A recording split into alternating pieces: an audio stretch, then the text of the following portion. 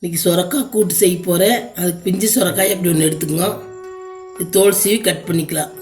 தூரம் பருப்பு எடுத்து இப்படி 2-3 டைம் களைஞ்சிட்டு வச்சுருக்கிறேன். இதோட சுரக்காயை சேர்த்துக்கலாம். பருப்போட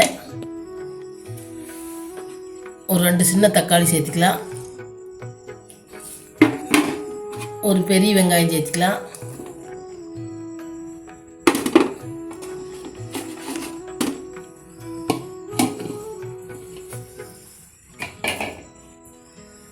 பூண்டு, பச்சை மிளகா, வர மிளகா, கருவேப்பிலை இதையும் சேர்த்துக்கலாம்.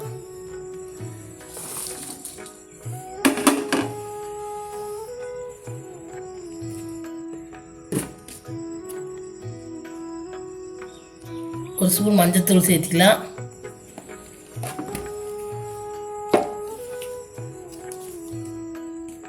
கொஞ்சம் புளி சேர்த்துக்கலாம்.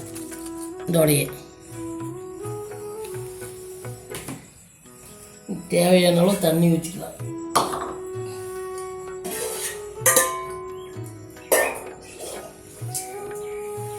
தேவையான அளவு தண்ணி சேர்த்துக்கலாம்.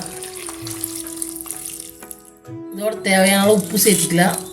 கல் உப்பு சேர்த்திங்க, இல்லாத தூள் உப்பு சேர்த்திங்க. இப்படி போட்டு 5 விசில் விட்டுக்கலாம். இப்போ பார்த்தீங்கன்னா விசில் போய் விசில் அடங்கிருச்சு.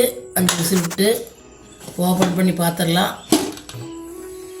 பார்த்தீங்கன்னா பருப்பு காயெல்லாம் நல்லா மலர்ந்து வெந்துருச்சு. இப்படி ஒரு கலக்கி விட்டுங்க. நல்லா கலர் மாதிரி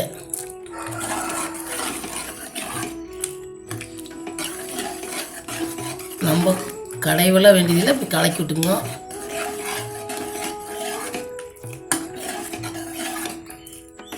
நீ தாளித்து கொட்டிக்கலாம்.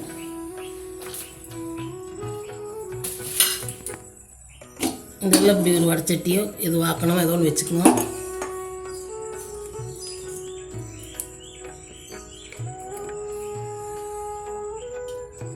கொஞ்சம் நெய் ஊற்றிங்க.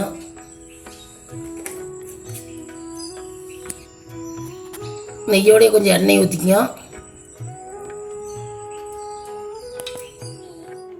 எண்ணெய் காஞ்சிருச்சு. கடுகு சேர்த்துக்கலாம்.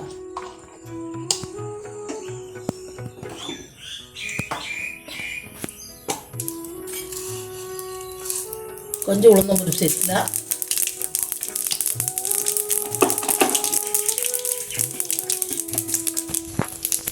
அதோட கொஞ்சம் சீரகம் சேர்த்துக்கலாம். ஒரு ஸ்பூனு.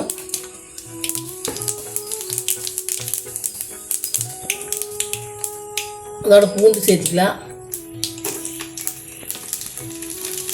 கருவேப்பிலை சேர்த்துக்கலாம். ஒரு வரமிளகா கிள்ளி சேர்த்துக்கலாம். இது எல்லாம் கொஞ்சம் வதங்கிட்டு பெருங்காயத்தூள் சேர்த்துக்கலாம்.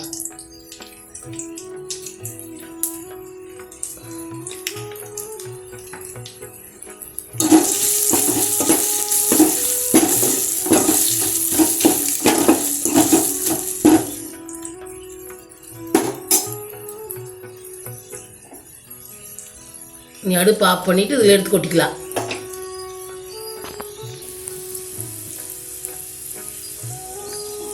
எடுத்து இதில் சேர்த்துக்கலாம்.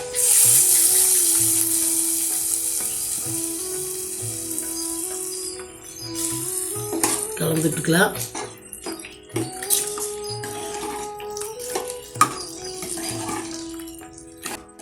எல்லாம் கொட்டி இந்த அளவுக்கு ஆயிடுச்சு. கொத்தமல்லி தழை தூவி இறக்குனீங்கன்னா சுரக்காய் கூட்டு ரெடி. இது பார்த்தீங்கன்னா சப்பாத்தி, சாப்பாடு, இட்லி, தோசை எல்லாமே சாப்பிட்லாம். நீங்களும் தலை ஓட்டு செஞ்சு பாருங்க. செஞ்சு பார்த்துட்டு வீடியோ பிடிச்சிருந்தா லைக் பண்ணுங்கள், ஷேர் பண்ணுங்கள், சப்ஸ்கிரைப் பண்ணுங்கள்.